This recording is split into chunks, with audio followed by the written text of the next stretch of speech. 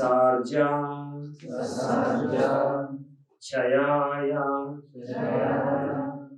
Avidyam Panchaparvanam Agrataha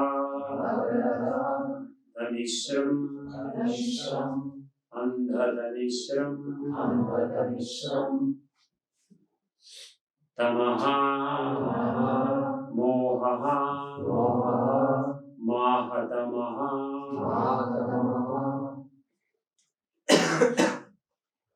Sasarja Chayaya Vidyam Sasarja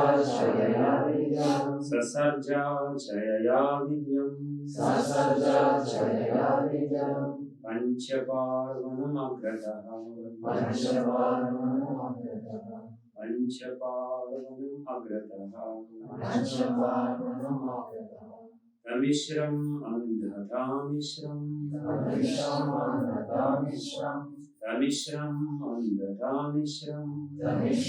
Andhatamishram Tamamoho Mahatamaha Tamamoho Mahatamaha Sasarja Chayaya Vidyam Panchaparvanam Agrataha Tamishram Andhatamishram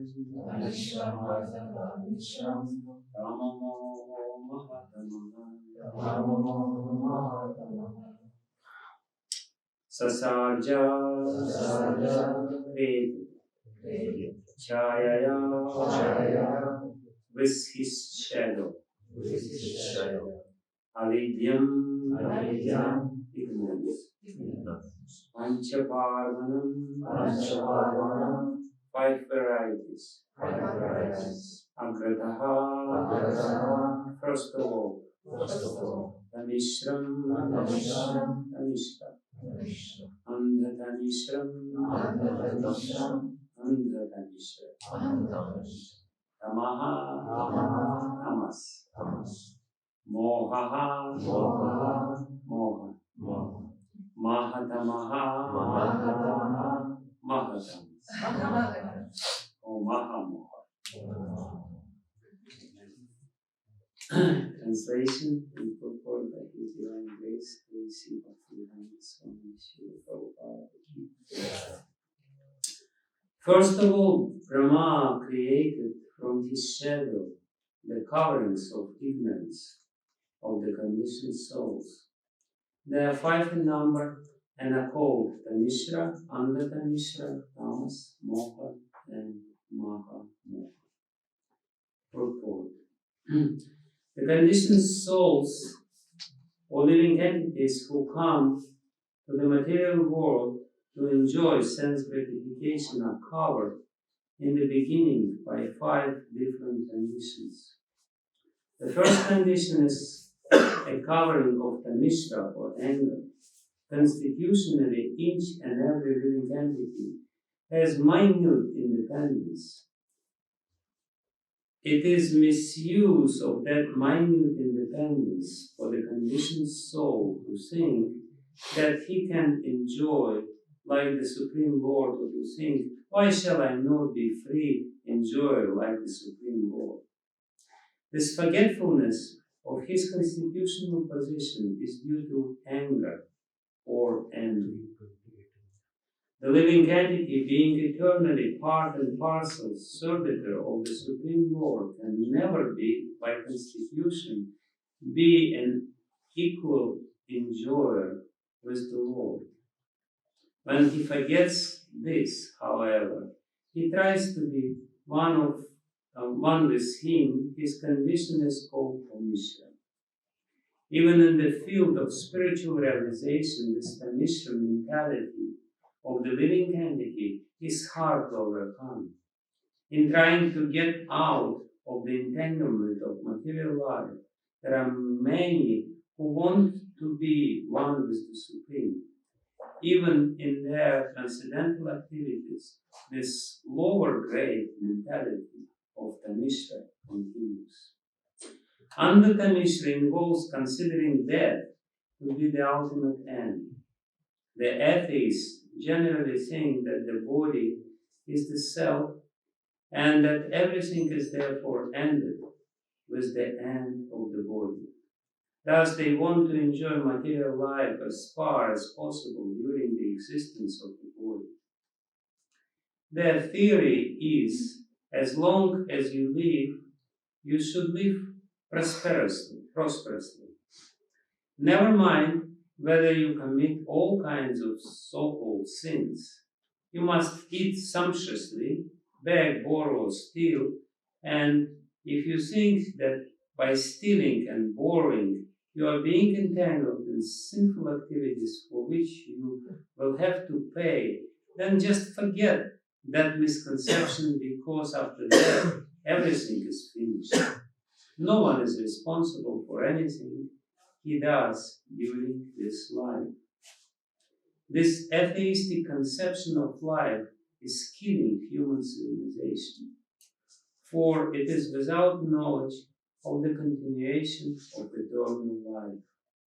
This Andata-Mishra ignorance is due to tamas. The condition of not knowing anything about the spirit soul is called tamas. This material world is also generally called tamas because 99% of its living entities are ignorant of their identity as soul. Almost everyone is thinking that he is this body. He has no information of the spirit soul. Guided by this misconception, one always thinks, this is my body, and anything in relationship with this body is mine. For such misguided living entities, sex life is the background of material existence. Actually, the conditioned souls in ignorance in this material world are simply guided by sex life. And as soon as they get the opportunity for sex life, they become attached to so-called home, motherland, children, wealth, and opulence. As this attachment increases, moha, or the illusion of the bodily concept of life, also increases. Thus, the idea that I am this body and everything belongs to this body is mine also increases. And as the world is put into moha, sectarian societies, families, and nationalities are created. They fight with one another. Mahamoha means to be mad after material enjoyment, especially in this age of Kali. Everyone is overwhelmed by the madness to accumulate paraphernalia for material enjoyment. These definitions are very nicely given in Vishnu Purana, wherein it is said, Tamo avivekaha mohaksya antakarana vibhramaha mahamohastu vigyeyo gramya bhoga sukhaishana maranam hyandata mishram tamishram krodha uchyate avidya pancha parvaisha pradurbhuta mahatmanaha.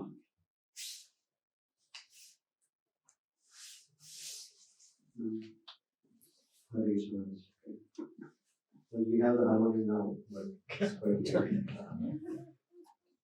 Hare Krishna.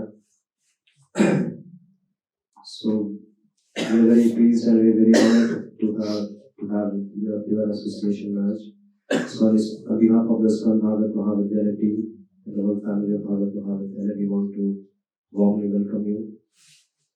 We have been our guide and neighbor and friend and for so many years. So we are very, very grateful to you for your kindness and mercy to guide us always. So we want to welcome you by loudly chanting Hare Krishna Mahamantra. Hare Krishna, Hare Krishna, Krishna Krishna, Hare Hare, Hare Rama, Rama Rama, Hare Hare.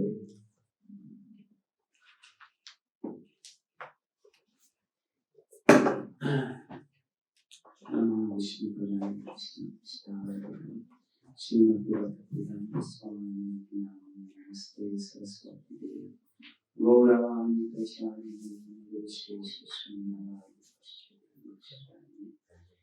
Vanchakalpatarvishya Kripa Sindhu Cha Patitam Pavanibhyo Vaishnava Jai Shri Krishna Chaitanya Prabhu Nityananda Shri Advaita Gadadhara Shri Vasudeva Gaura Bhakta Vrinda Hare Krishna Krishna Krishna Hare Hare Hare Rama Rama Rama Hare Hare Hare Krishna Krishna Krishna Hare Hare Hare Rama Rama Rama Hare Hare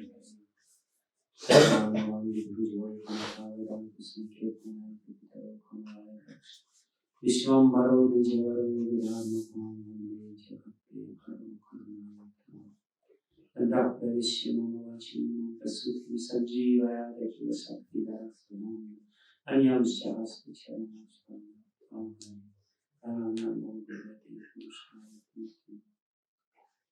Svasyastra Vishwasya Bhavakta Siddham Yanta Buddham Vishwami Kundi Manaschabadam Vajadanta Mokshaja Hare Shri Namadev Hare Krishna. Thank you for inviting me. And the topic which I was given by Sundar Prabhu is the importance of the study of the scriptures. But I saw that rather than just giving some pep talk, we should discuss a verse from Srimad Bhagavatam which indicates the importance of the study of the scriptures. Because in this particular verse of Srimad Bhagavatam, quite famous verse of Srimad Bhagavatam, where the condition of the living entities is described, it is very clearly said that everyone is ignorant, and the only solution to the ignorance is knowledge given in the scriptures.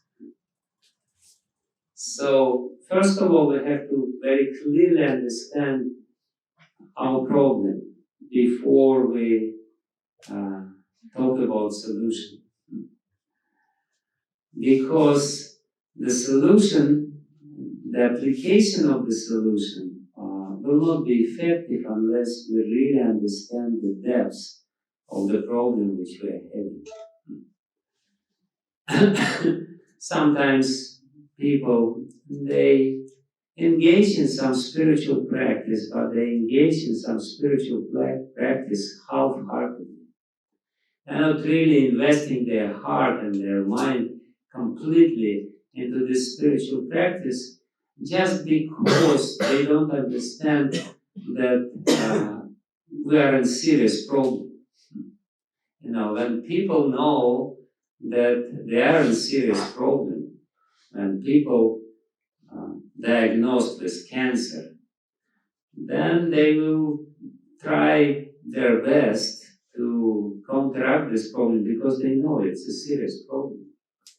So oftentimes our slackness of sadhana is due to ignorance of the seriousness of our condition in this material world. We are not really completely serious about our spiritual practice because we don't understand how seriously we are engrossed in the matter. And therefore, in the beginning of Srimad Bhagavatam, in the third canto of Srimad Bhagavatam, which is Sarga, elementary creation, it is said that the first condition which Lord Brahma did to facilitate our existence in this material world was to create 5 layers of ignorance, Pancha Parvani. It is a very common knowledge in Vaishnava circles.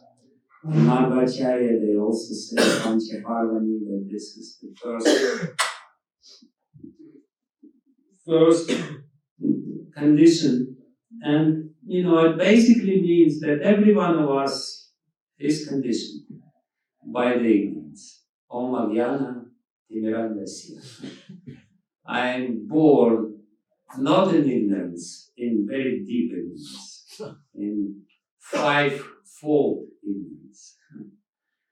And this is the constitution of my mind or my consciousness. My conditioned consciousness is deeply, deeply, deeply ignorant. Basically, these 5 layers of ignorance is very closely related to Pancha Kleshas, which is described in Yoga Sutras of Patanjali. Avidya, Asmita, Raga, Dvesha, Abhinivesha.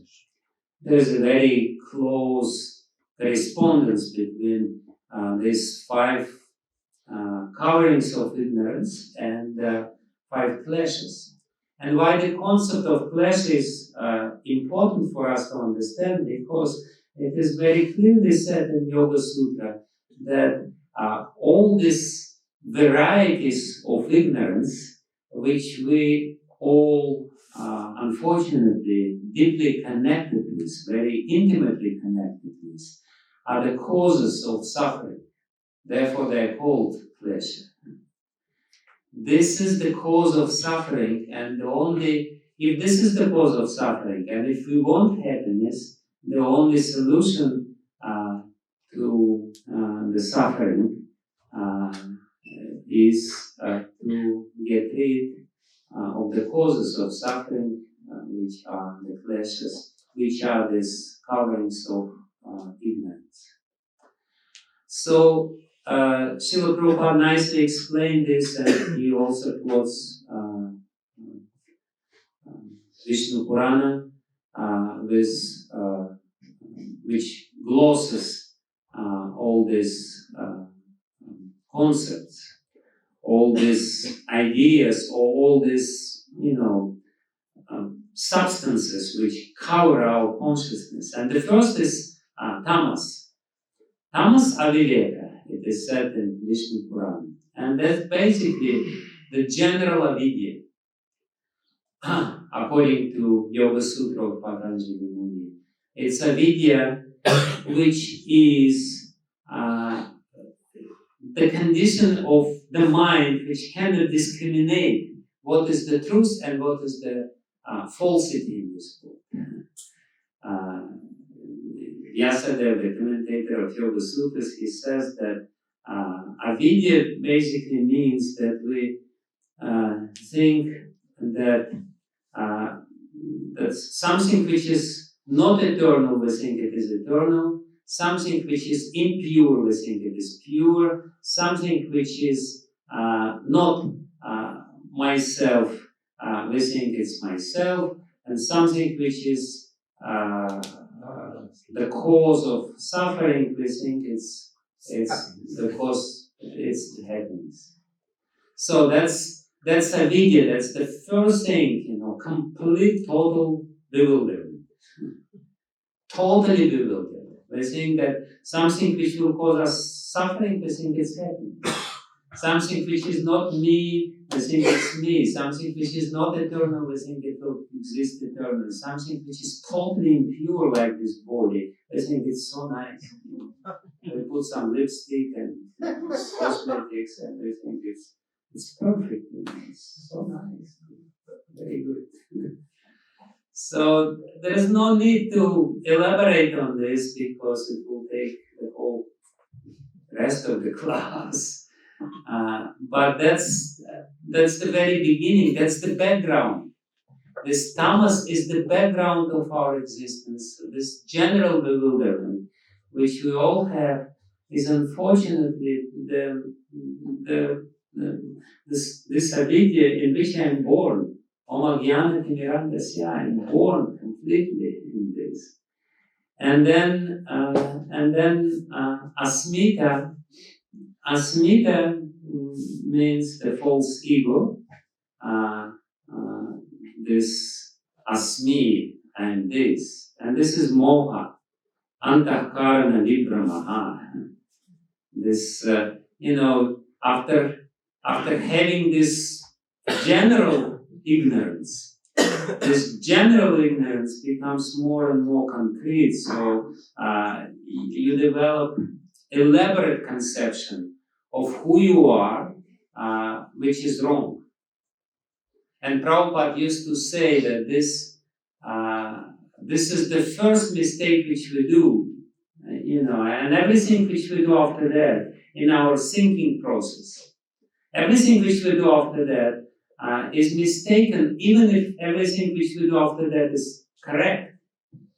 It's like if you do some calculation and you make a mistake in the very first step of your calculation, that no matter how correctly you do the rest of the calculation, the result will be wrong because in the first step there is a mistake. So this is what is going on because of general ignorance, we develop a very elaborate conception of who I am. It's not the general ignorance. General ignorance is that I am this body. But then asmita is something much more grandiose. It's something really big. I have, MD and PhD and Bhakti Shastri and Bhakti Vaibhav and whatnot. This is all me. And I put it on my wall. And you sometimes come to an office and you see the whole wall is with all these upadas. This is me, this is me, this is me, this is me. And there is some whatever, some prizes, totally useless. Trophies. Actually, completely useless. That's me. I am this trophy, and I am this piece of paper. PhD and ABC and the more letters you put near your name, the better you feel. I am this. I am not just some insignificant living entity. I am very significant because I have too many letters around me. So that's asmita. And therefore, everything else, all other calculations are wrong, totally wrong. All these calculations which we do, people are very intelligent. They have, huge IQ. I never measured my IQ. It's probably quite mediocre, but people have 200 IQ or 2,000 IQ. I don't know what is the measurement. The most intelligent people, they're totally, completely dysfunctional in this world. They may be very intelligent, but because they don't know the reality of who I am, the whole life is just, it's just a failure. I recently read from this book of Vishaka Devi, Her Memories of Srila Prabhupada. And she describes how her journey, how she joined to Krishna consciousness. She was a very ambitious student of photography. She was, on the way to do, great photographies. And of course, in every field, you have a Shrestha.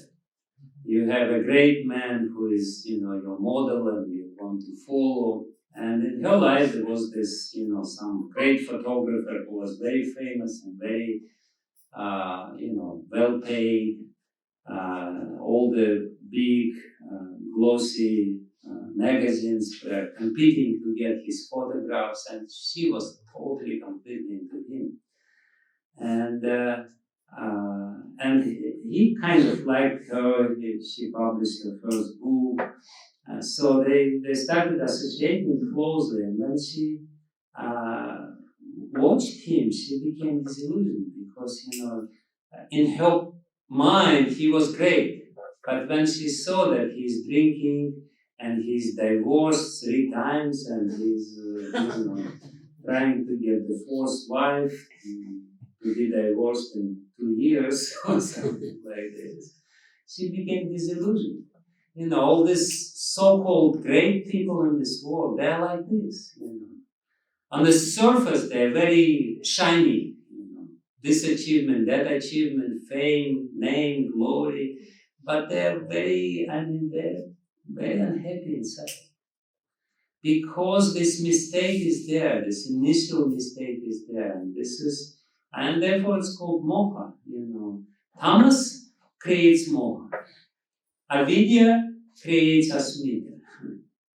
And then from asmita there is raga, and raga is, you only have moha when you think what you are, but then raga means mahamoha. Initially you have moha, but moha very quickly turns into mahamoha, the desire to enjoy in this material world. Because you made this mistake in the beginning, this foundational mistake, I'm this body, then from this very quickly the desire to enjoy creates, and that desire to enjoy creates mahamoha. Especially nowadays, intoxication is so prominent. You are this body, means body should enjoy. How to enjoy? The strongest enjoyment is sex and drugs. Either you have sex, and this is kind of drug, or if you don't have sex, then you have drugs. And this is mahamoha. Before you only had moha, now you have mahamoha. You're completely bewildered. You are entangled. You are addicted to all this stuff. And then naturally from this mahamoha, the tamishra comes. Tamishra means dvesha. You become disgusted. Dvesha means, of course, Prabhupada explains that all this impersonalistic conception of spiritual life is also a kind of dvesha, because you become completely frustrated. Dvesha means total frustration. And actually this Mayavad conception, it's a very deep and perverted manifestation of the frustration of your existence. You basically want to kill yourself. Prabhupada says it's a spiritual suicide. When you don't want to exist anymore as an individual living entity, it's a deep frustration, and deep frustration is a result of this futile attempts to enjoy this material world. So from raga, dvesha comes, and dvesha, yes, Advaita Vedanta's sort of understanding is a manifestation of dvesha, because you're disillusioned with your disappointed with your individual condition. You want to be God, and it didn't work. Everyone in this world is just, a big failure, because everyone wants to be God, and somehow or other it doesn't work. And therefore you're frustrated. Because, what is dvesha? Dvesha means that I want my way, but everything is just something else's way. It's never my way. It never works. This is the greatest proof of the existence of God, because it never works the way we like. It's always something else. And therefore, there must be somebody who likes the way it goes. So this somebody must be God. So that's what it is. And this is tamishra. You become, Prabhupada says, this anger. This is not the way I like. People, they're so stressed. There is such a great stress in this material world. The stress is just, becoming more and more. Why? Because people think that, I achieved this and I achieved that, and we will do this, and this technological achievement will turn us into God. But it doesn't work, I'm almost God, I'm flying up and I'm going deep down and I'm this and I'm that, but somehow I'm frustrated. So this is the Mishra, the natural reaction, the natural repulsion to our stupid attempts to imagine that I am God here. And then, under the Mishra, when you're completely blinded by this fear of death. And when people become, totally, this Prabhupada very nicely explains this, that this under the Mishra, the fear of death forces somebody to commit all kinds of sinful activities. And therefore it becomes totally blinding experience. Even the drugs, actually, it's not moha. I said that drugs is moha. No, I said that drugs is mahamoha. Yes, it's mahamoha, but actually, drugs belong to the category of andatanishka, because when people take drugs, the underlying psychology of taking drugs is you want to actually kill yourself because you're so afraid of death. It's a very interesting and perverted psychology. When people are very much afraid, when they're afraid of something, the torture of being afraid of something is too intolerable. And to get relief from this fear, they invoke the thing which they are afraid, and they want it to become now. People are so afraid of death, and it's too much torture to live under this fear of death. So therefore they say, let it finish quickly. Rather than live in this condition of fearing imminent death. So it is said, actually, it's very interesting that there was a study that, sometimes people think now they put into the packages of cigarettes all these horrible pictures. This is what's going to happen. But actually, nobody is afraid of this. Why? Because the underlying psychology of smoking cigarettes is I want to kill myself. Before that, they were doing it secretly. There was a study that if you put some, skulls with the bones, very small skulls in the advertisement of the cigarettes, people look and subconsciously they see these skulls and they buy more cigarettes. Actually, all these horrible pictures on the packages of cigarettes, they only stimulate people to buy more cigarettes, not repulse them, because there is under the mission this fear of death, maranam, as it is said here. It's glossed here that this is maranam. Maranam hi under the mission. So maranam means death. Marana means abhinivesha. Abhinivesha means the absorption in the material existence, and the opposite side of the same coin. You're so afraid of death that you want to invoke the death sooner, quicker. And therefore Prabhupada says that these people, they are, they become mad. And therefore this is the crown ignorance. You start with general avidya. You go through asmita, raga, dvesha, and then abhinivesha is the thickest covering of ignorance. Anyway, so that's the prelude of the class. That's But really, again, we have to understand that our condition is serious. We should not be like-minded about this. We shouldn't think that this is something, all this pessimistic Hare Krishna is trying to scare us. No, it's serious. It's serious. We are ignorant. We are fools. We are fools and rascals, as Prabhupada used to say. We are born. Everyone is born like this.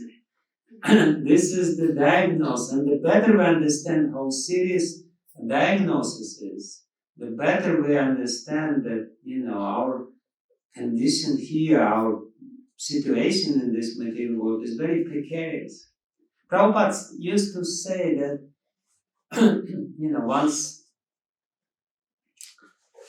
once a brahmachari approached him and said, Prabhupada, I have no sex desire.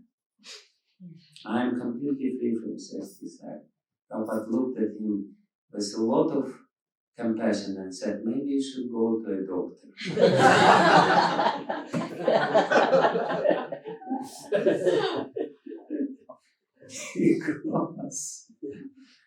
Because he's an illusion. He has sex desire, but he doesn't understand that he has sex desire. Prabhupada said that unless and until you have this material body, you will have lust. You will have sex desire. And people are so ignorant, they don't understand how serious this condition, how deeply rooted this attachment to body is.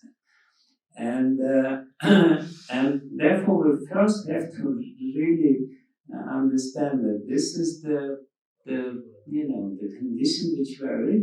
We are in this body. We are spirit soul. We have nothing to do with this body. But in the reality, we have everything to do with this body. We have nothing to do with the soul. Everything which we are concerned of is this body. And we are trying to counteract this by chanting mantra. But the problem is that while we are chanting mantra, we are completely still absorbed in the concerns of our body. We start chanting Hare Krishna, Krishna Krishna, Hare Hare, Hare Ram, Ram Ram, Hare Hare. And very soon, there is no Rama, there is no Krishna, there is no Hare, it's only me and mine. Aham mameti paramo. This is the 10th offense of the holy name. Aham mameti paramo means I'm in the center. And, we're trying to think about Krishna, but, it just goes back. It bounces back. It's like rubber, you stretch the rubber, but as soon as you stretch the rubber, you very conscientiously try to chant Hare Krishna, Krishna Krishna, Hare Hare. But, little inattentiveness, the rubber is stretched back, Hare me. I am God. How I will be happy? What will be my condition of happiness next moment, today, in 1 week, in 2 years, after I get sannyas, after I become guru? All these things, are, and it's, how we can chant. What kind of chanting? This is the 10th offense of the holy name, which is the foundational offense. Every next offense is stemming from this offense. This is the root cause of all offenses. Aham mameti paramo. Sopyasti aparada krit. So, we have heard Nama Mahatmyam. We have heard so much glorification of Nam.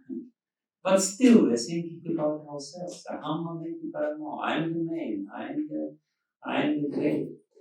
So therefore, our practice are so weak. Therefore, our practice is not efficient. it is called, it is glorified that, this is very powerful practice, but because of the offenses, deeply rooted offenses, connected with the ignorance. Offense is the result of ignorance. Because of this deeply rooted ignorance, we commit offenses, and therefore our practice becomes very weak, not efficient.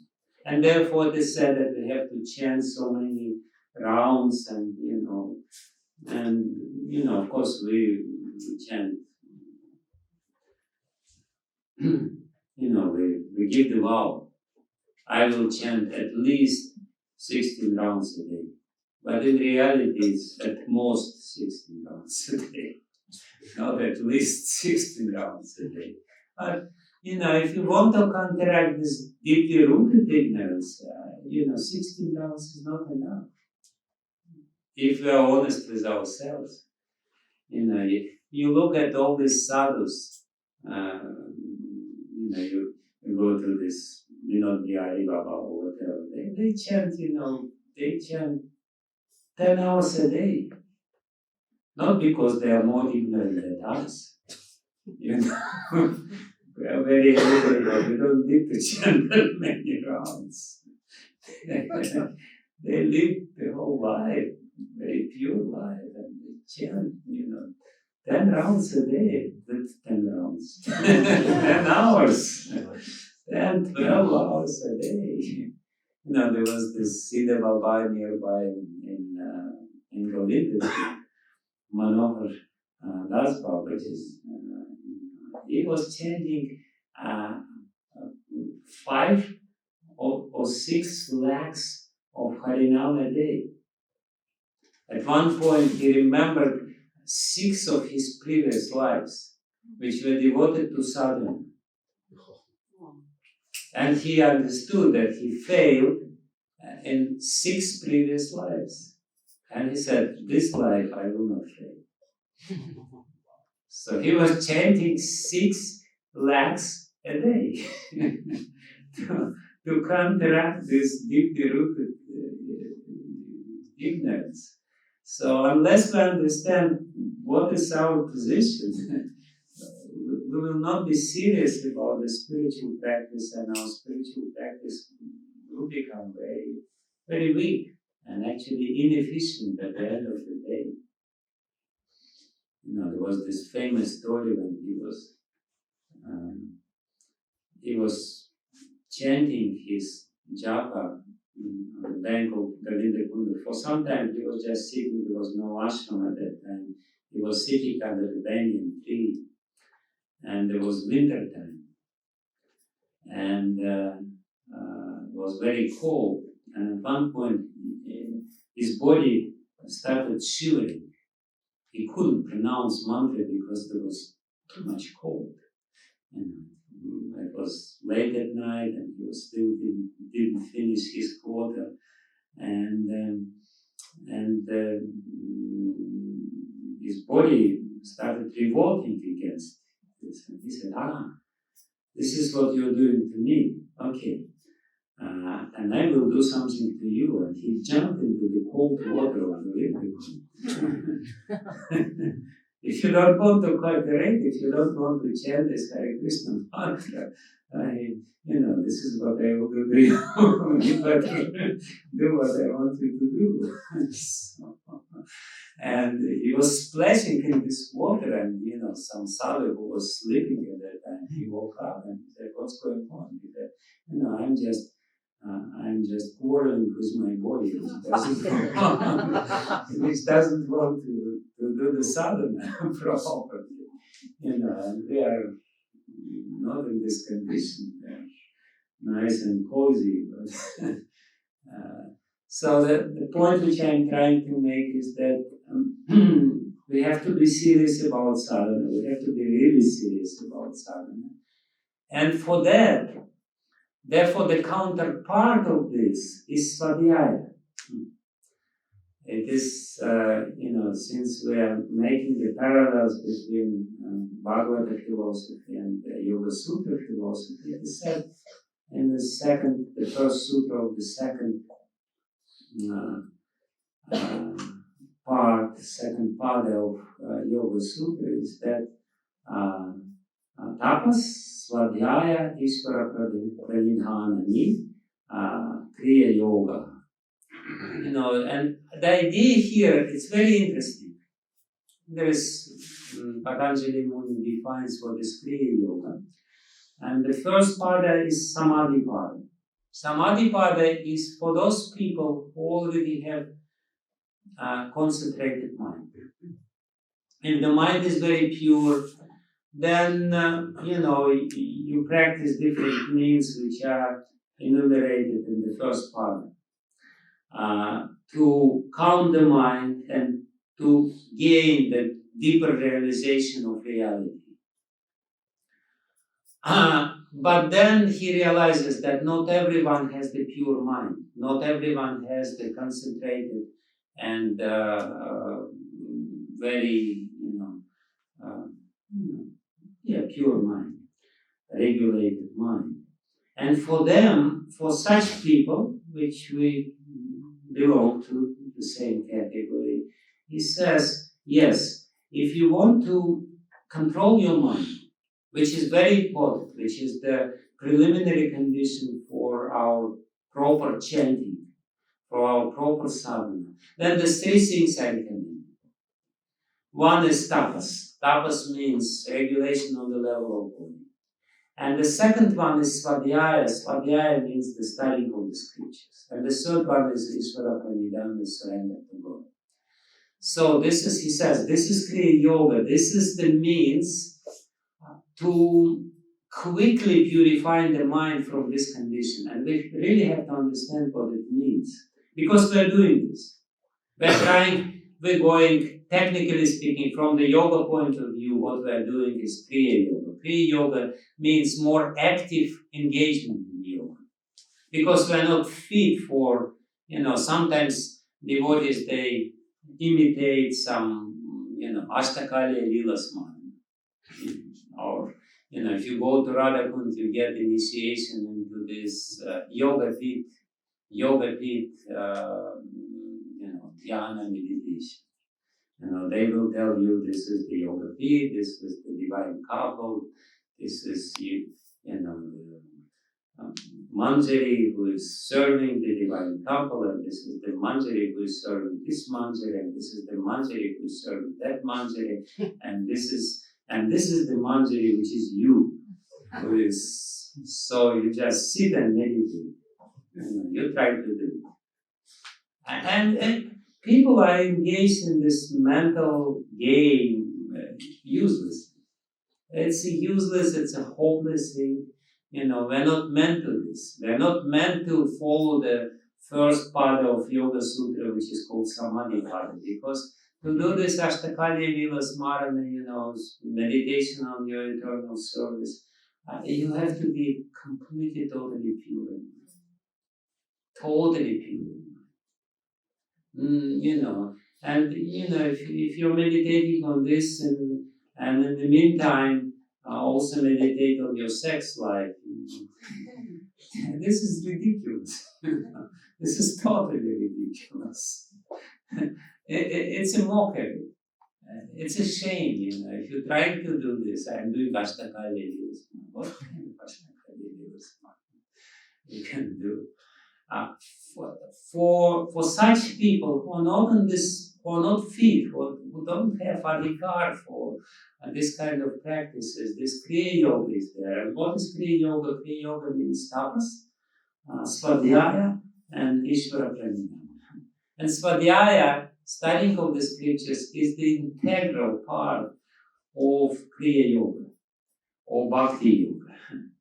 Integral part. Why it is integral part? Tapas, of course, means regulation on the level of body. You get up early, you do your job at a certain time of the day, not while you're driving, your bike. You chant your job. Especially in the West, people, because the life is so intense, they chanting most of the japa while driving the car, and especially because there are so many traffic jams. Anyway, we have nothing to do, so this is car driving meditation. The Supreme Personality of God. No, you do, this is the tapas, you get up early, you chant your mantra by sitting, not just by pacing like madmen. And you regulate your eating, this and that. But then svadhyaya is the austerity of the mind. Studying of the scriptures. Why it is so important? Because actually, Vyasadeva, the commentator of Yoga Sutras, he explains what svadhyaya means. Svadhyaya means, technically speaking, literally, if you translate literally, it means study of yourself. But everyone knows that the conventional meaning of svadhyaya means the studying of the scriptures, because how you study yourself? I'm studying myself. Let me study myself. Who am I? But that's it. Not much is revealed to you. If you want to study yourself, you should study scriptures, because the scriptures is about yourself. The scriptures is not about some, Kardama Muni or, Hiranyakashipu. Hiranyakashipu is you.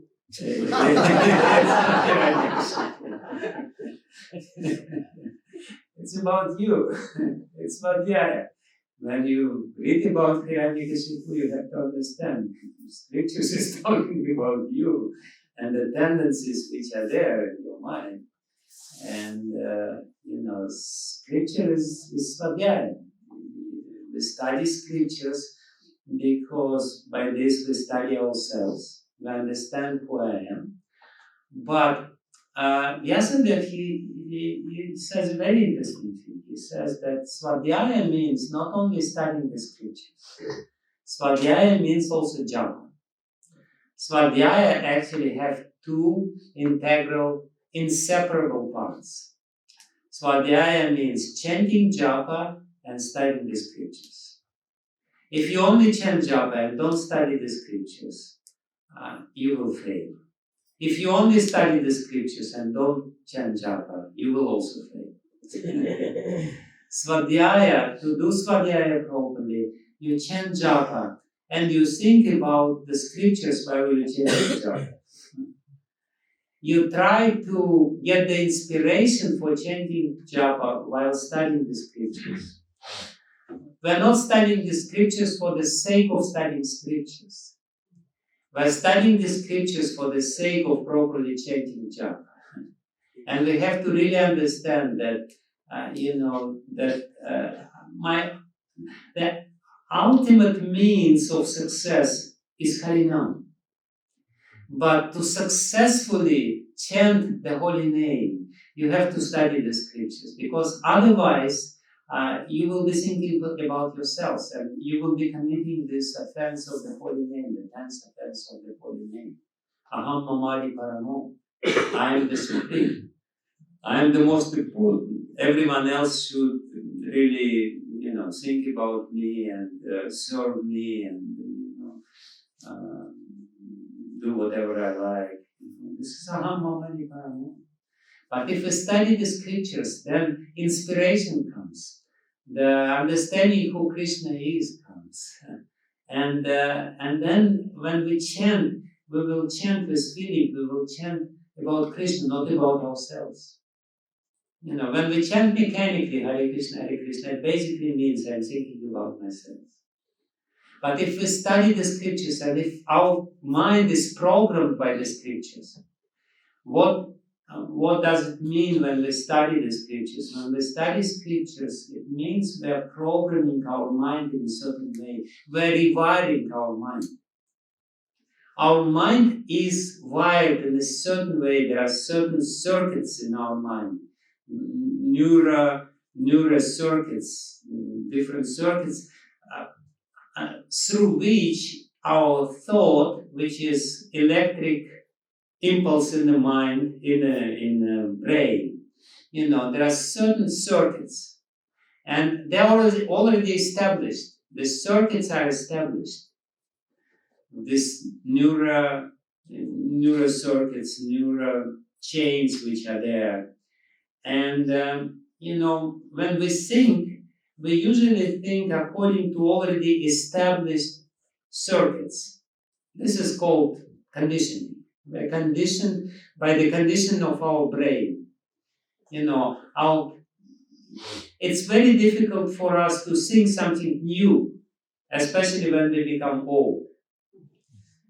When we are young, it's still possible to program our mind. But when we become old, it's the same thoughts which we thought for 30 plus years. And it all comes to us, how I can become happy in this material world. Basically, that's the circuits which are there. And I will become happy like this or like that.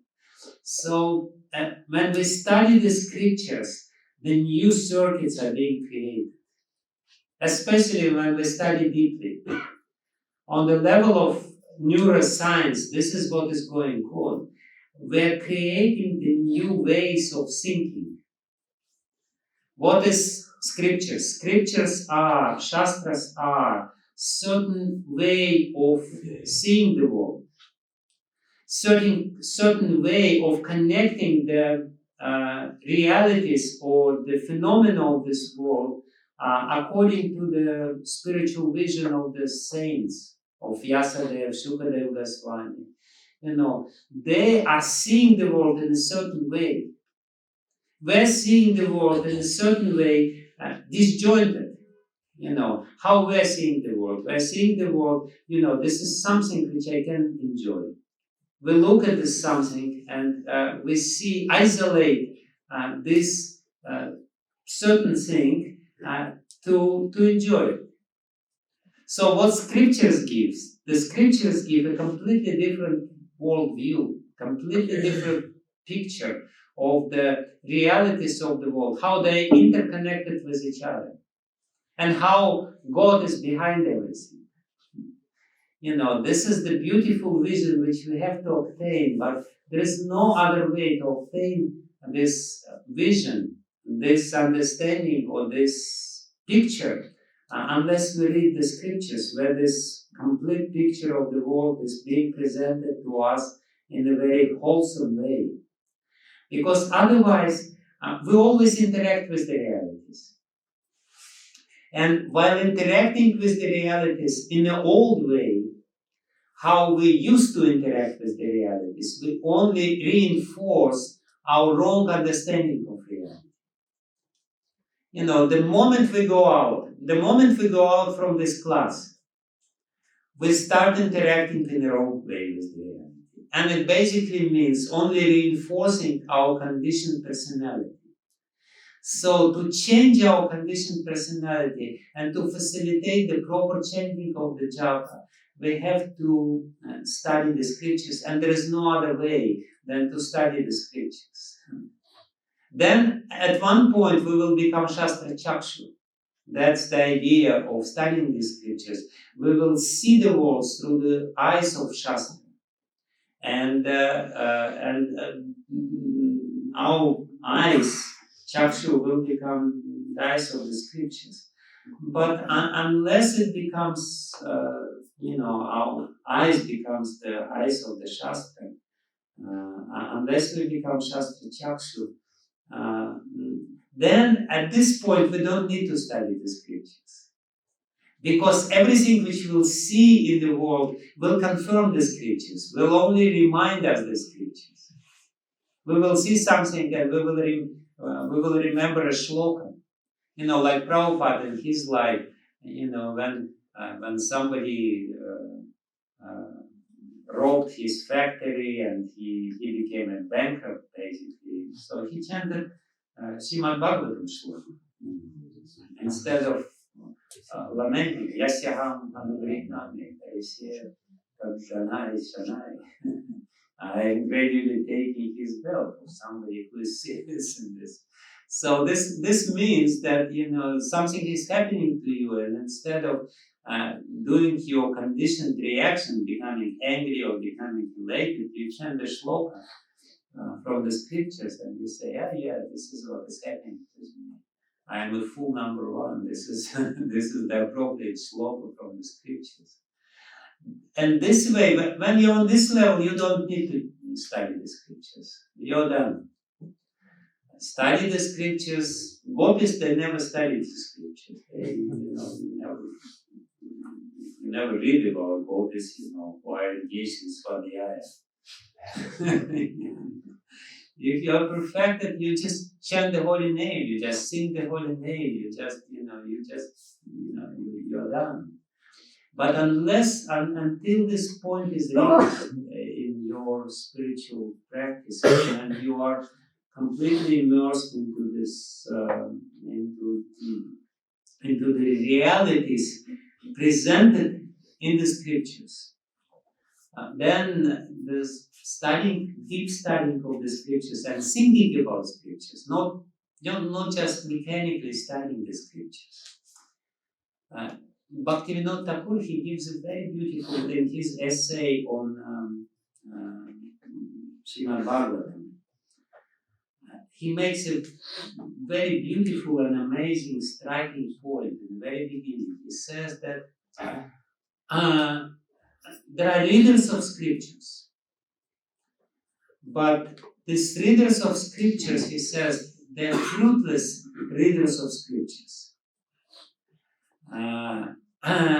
They read the scriptures, but there is no fruit of their reading because the scripture does not become alive while they are reading the scripture. The scripture remains dead.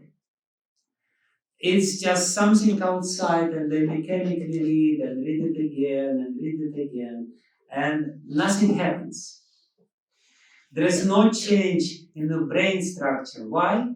Because he says, whilst reading the scriptures, you have to think about the scriptures deeply. You don't need to,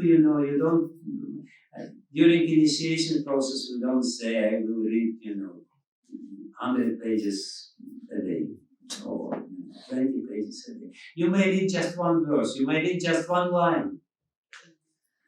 Studying means you read one line and you think about this one line, and you think what does it mean and how is it connected with the whole reality I am dealing with, I am interacting with. So that studying, that's what studying of scriptures means. You just read this one verse and you think about this one verse.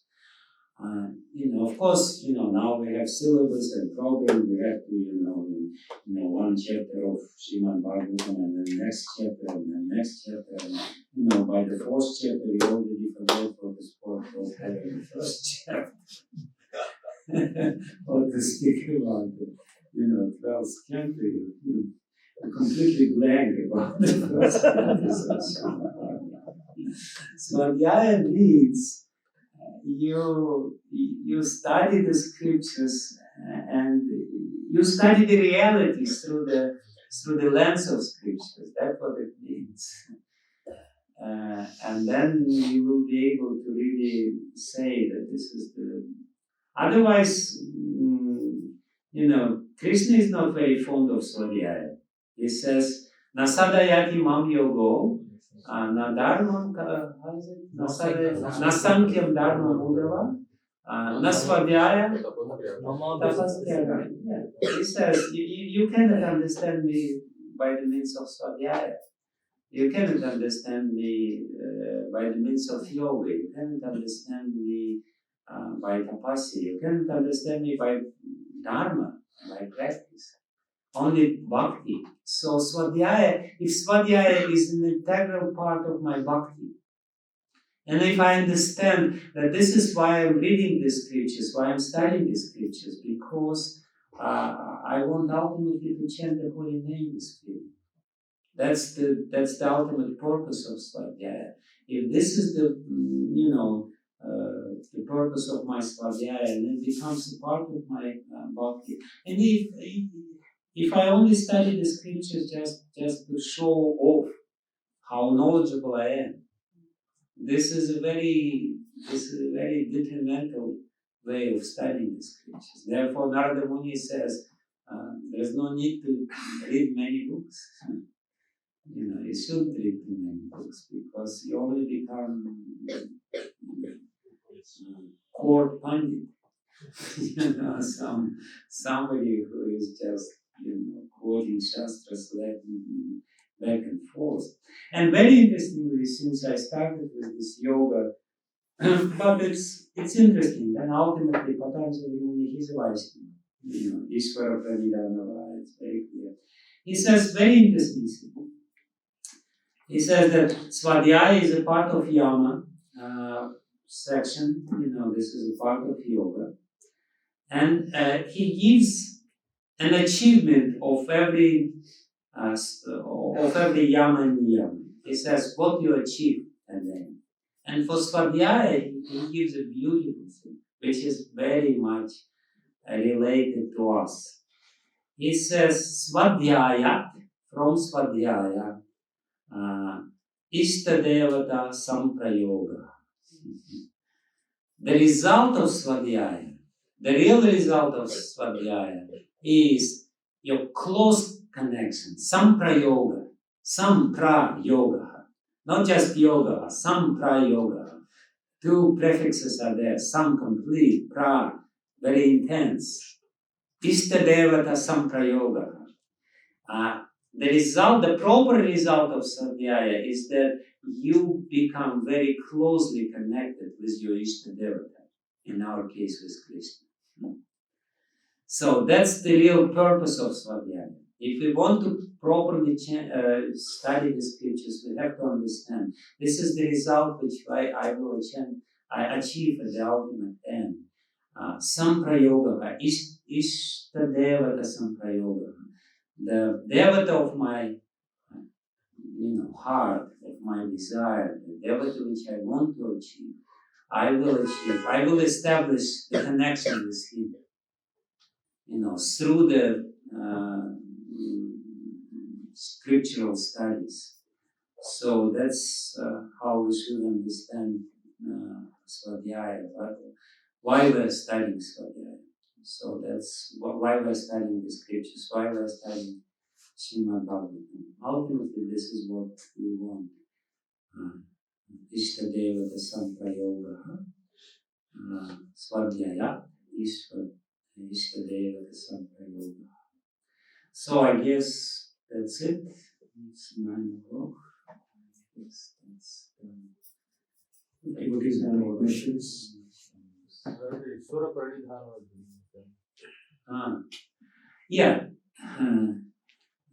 third element of Ishvara Pranidhana is surrender, Sharanagati. Basically means that you become completely surrendered to God and you accept the whatever is happening to you as the will of the Lord, and you remain grateful and you follow the instruction of Lord Brahma, who says that Tatenu Kampam Susamikshamani Viskunjana Yatma Pritham Vipasma Digvagva Putir Vidanam Namasti So you just basically you become grateful. Whatever is happening to me is happening by the will of the Lord. This is Ishvara Pranidhana. You surrender to Him and you accept whatever He is doing to you with grateful heart and you bow down to Him. Pranidhana means pranidhana. Pranidhana means pranipat. You're going down to Him, but going down to Him is should be done on the 3 levels: on the levels of our mind, on the level of our speech, and on the level of our body. Not only on the level of the body, but on the level of the mind and speech as well. You surrender yourself and you bow down to Him. You are in this condition and the soul connected with the world. And that basically means we become humble. We're not proud by our achievement, we're not proud by our studies of the scriptures, we're not proud by our external position as this and that in the society. We are just surrendered tiny little soul for ready to do whatever is necessary. Thank you, Maharaj, for your inspiring presentation. I just wanted to ask, talking about Swadhyaya, we see that the aspect of hearing from the seniors, senior devotees, is there, and also studying scriptures on our own, studying scriptures by reading them, I mean to say. So I wish to know, Maharaj, that how do we strike that balance? Because both the aspects have their own benefits. When you read, you are very thorough with the pramanas and everything. And when you hear from senior Vaishnavas, then with their realizations, the understanding is very deep and not just theoretical. So how do you see these both aspects? How should we balance? I don't think there is a formula of balance. I think it's very individual because some people are more studious by nature. They have more sattvic and more peaceful mind, and they can deeply absorb themselves in the studies, and they can, sit for 3, 4, 5 hours and study, and it's very enriching for them. And they may not be so much dependent on the others' realizations. Still, they're dependent, but for them, the main anga of Swadhyaya would be to study the scriptures themselves. Others, they're more dependent on the inspiration, because when you listen to somebody who is speaking and giving some realizations and everything, so they will be more dependent on this because they're less capable of just sitting for many hours and studying themselves. They would rather rely on somebody else who studied it for many hours and then expresses it within 45 minutes and they're done. So it really much depends on individual case by case study. Somebody will hear more and will enrich his understanding but even in this case you have to be systematic in your hearing. The problem of hearing, when you study, you usually study more systematically. You go to the book and you go, verse by verse. When you are hearing, because you are going by inspiration, you're hearing from here and from there and from there, and at the end of the day, you have a complete chaos in your mind because you heard this joke and that joke from this maharaj and that maharaj, and you know all the jokes, but you don't know the scriptures. Therefore, it's better, if you want to hear, you should hear, but you should try to hear again in a systematic way. Either according to the scripture, realizations, or if somebody gives you a seminar, complete seminar, and then you go through the seminar and try to again be more systematic study rather than just trying to inspire yourself by listening to different anecdotes, jokes. Yes. Just a small thing in this manner. So yes, this is perfectly understood what you are saying. So talking about the reading aspect also, one may end up reading something and just understand that text without understanding the context and the overall culture of Vaishnavism and that particular aspect. So this is where hearing from the realized souls who are also speaking very authentic Shastra that comes in. Because oftentimes by one's own reading, what one understands is just a text. Exactly. So, exactly. See, the tendency to isolate and to forget about the context is very much there in our mind, because this is what we're used to. We're programmed to isolate something without seeing the context. And because our mind is narrow, and therefore it's easy for us. Why the scientists, they are so, and the modern sciences, they just isolate and study. Yeah, because this is what they can do. Their consciousness, their mind is not broad enough to see the context of the world. And of course, the idea of studying the scriptures is to understand the broader context. As broad context as possible, because the scriptures gives the broadest possible context by including God in the picture. If you include God, and not only God, but Krishna, Vrindavan Krishna in the picture, you get the complete picture. Even if you only limit yourself Vishnu by Vishnu, you're not really having the complete picture. So Chaitanya Mahaprabhu's schools of philosophy gives you the context. And context, is sambandha. The first thing which we should understand is sambandha, how everything is connected, how reality is interconnected. Therefore, studying of the scriptures means to understand sambandha. So, interconnection of different parts of reality and the connection with God, with the Supreme Lord. And for that, yes, when we study separately, the tendency will be just to isolate because it just feels good and it already confirms what you already know. So this is how usually it goes. You get something, you get something about women. You ask brahmachari and you get some nasty thing about women. And you become very inspired and you start preaching it. This is what Shastra says. Forgetting the broader context of the whole more balanced picture and how it is. And for that, yes, sambandha means to understand the broad context of the scripture. And the broader your context, the better your understanding how interconnected they are the things of scriptures.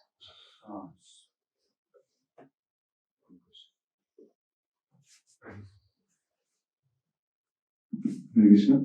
Thank you, Maharaj, for a wonderful lecture. You spoke about Leela Smaran in your lecture, and many devotees, including me, have found some, relation, remembering the passings of the Lord at a particular hour of the day. So, is it recommended or not? Because in one of the books, Art of Chanting Hare Krishna, it is also mentioned. So, what do you think about it? Prabhupada answered to this question very beautifully. Somebody asked him, may I remember about a particular Leela while I'm chanting? Prabhupada said, yes, but only if it comes spontaneously. So if you chant and spontaneously some Leela comes, fine, very beautiful. But if you try to mechanically concentrate your mind on this particular practice, for that, even Jiva Goswami in his Bhakti Sandarbha, he very clearly says that to practice smaranam, antahkarana should be clean. The antahkarana should be very pure. If your antahkarana is pure, then you can only chant smarana. Before that, kirtana, shravana and kirtana are recommended practices to purify the mind. Before the antahkarana is clean, if it's spontaneously by some inspiration that comes, it's very good. And Prabhupada says this. Mechanically, you're trying to practice particular practice, which we may not be, eligible. And for that, you need the guidance. You ask any of these people if they are still there. It's a science how to do it. It's a certain science. There are many stories when people who tried to practice it and didn't get the proper guidance, they basically failed and they were looking for somebody who would teach them how to do it. So it's not the cheap process, Prabhupada was not against this process. He was, and and Bhaktisiddhanta Saraswati, they were against to make this process cheap, to make the mockery out of the whole process. Otherwise, it's a bona fide practice.